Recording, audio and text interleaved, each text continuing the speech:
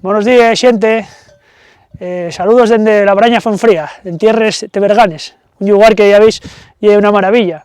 todavía col ganado arriba y bueno, con un grado de conservación importante. Los colores que quieren un poquillo arrancar para este poco del año, pero todavía ellos falta un poco. Y en esta ocasión voy a contaros de algo que tiene que ver con los buscadores de tesoros, chalgueiros, llamados en esta zona de Asturias,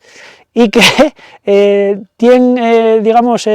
a les vaques como punto de referencia para topar un tesoro. Ya sabéis que hubo una época en Asturias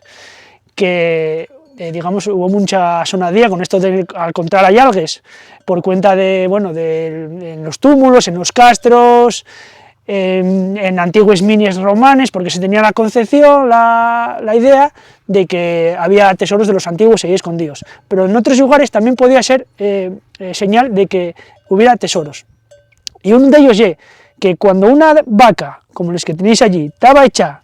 y se levantaba y daba la sensación de que tenía una especie de manches en la barriga, se tenía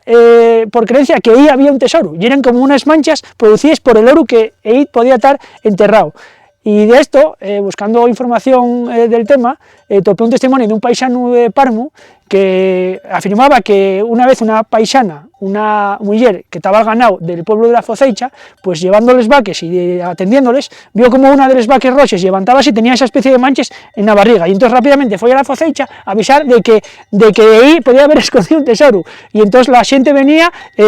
escargataba y no había ningún tesoro, evidentemente, pero se tenía esa concepción, digamos, mágica de que la vaca ya era uno de los indicios de que podía haber un tesoro escondido, no solo en Teberga, sino creo que también en pueblos como, en concellos como Somiedo, Tineu, Cangas y demás, hay esta concepción. A ver si hay algún que está viendo el vídeo